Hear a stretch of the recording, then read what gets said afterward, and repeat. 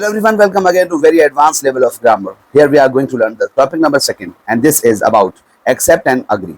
Accept का मतलब होता है कबूल करना, कोई चीज स्वीकार करना. Agree का मतलब होता है सहमत होना किसी बात के साथ.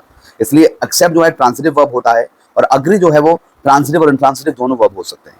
जैसे हम बात करें accept का मीनिंग क्या है. Accept का मीनिंग होता है to recognise something true, fair और राइट. जब हम किसी चीज को क्या मानते हैं कि वो सही है, बिल्कुल ठीक है, राइट है, सच है, तो हम इसको क्या कहते हैं, इससे कहते हैं. जबकि अग्री का मतलब होता है to have the same opinion about और फीलिंग्स और बिलीफ ऑफ समथिंग एल्स. यानी कि जब आपका किसी ने कोई बात कही है, किसी का कोई यकीन है, कोई फीलिंग्स है, उसका ओपिनियन है और आपका भी बिल्कुल वही सेम ही फीलिंग है, ओपिनियन है, बिलीफ है, तो हम इसके लिए अग्री का इस्तेमाल करते हैं. एक्सेप्ट के बाद हमेशा नाउन फ्रेज आता है या दैट क्लॉज. और अग्री जो है ना, हमेशा जो है किसके साथ होता है, किसी चीज के साथ होता है, किसी चीज पर एग्री होते हैं हम. यहाँ पर मैंने कहा तो आई एक्सेप्ट this challenge या that challenge, right?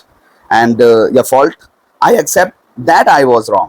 तो मैंने क्या कहा था, या तो हम नॉन क्लॉज का, नॉन फ्रेज का इस्तेमाल करते हैं जो ये है, या हम that क्लॉज का इस्तेमाल करते हैं, that I was wrong थे. और अग्री जब होता है तो I agree with you का मतलब क्या हुआ, मैं तुमसे अग्री करता हूँ. When I agree with someone, I share the similar point of view. I agree with you का मतलब क्या, जो तुम्हारा पॉइंट ऑफ व्यू है वही मेरा है. Agrees, agreed, agreed, agreeing, ये वर्ब की फॉर्म है.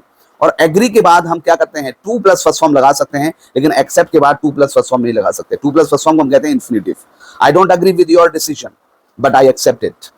मैं तुम्हारे, देखो यहाँ पे इस सेंटेंस में दोनों का यूज है. आई don't agree with your decision, तुम्हारा जो डिसीजन है मैं उससे अग्री नहीं हूँ, यानी कि मेरा वो पॉइंट नहीं है, वो तुम्हारा जो फैसला है मैं नहीं उसे सही मानता, बट आई एक्सेप्ट इट, लेकिन मैं इसे स्वीकार करता हूँ. He agree to the terms and condition, वो अग्री हो गया किसको, to the terms and condition of the contract. He accepted the terms and condition. Word ना, लेकिन एक बात ध्यान रखना है हमें, I accepted to go there, ये गलत है. कभी भी एक्सेप्ट के साथ टू प्लस फर्स्ट फॉर्म नहीं आ सकता, लेकिन I agree to go there, it is correct, right. And here यहाँ पर अप्रूव की बात करें तो अप्रूव भी बिल्कुल इन्हीं जैसा वर्ड है. To give an official consent, रजामंदी देना, स्वीकारिता देना for something to happen. And to have plus opinion, यानी क्या रखना, कोई भी पॉजिटिव ओपिनियन रखना अबाउट समवन और समथिंग. एंड अप्रूव ऑफ का मतलब होता है he doesn't approve of smoking, वो किसी चीज को अप्रूव नहीं करेगा, एंड दैट इज स्मोकिंग.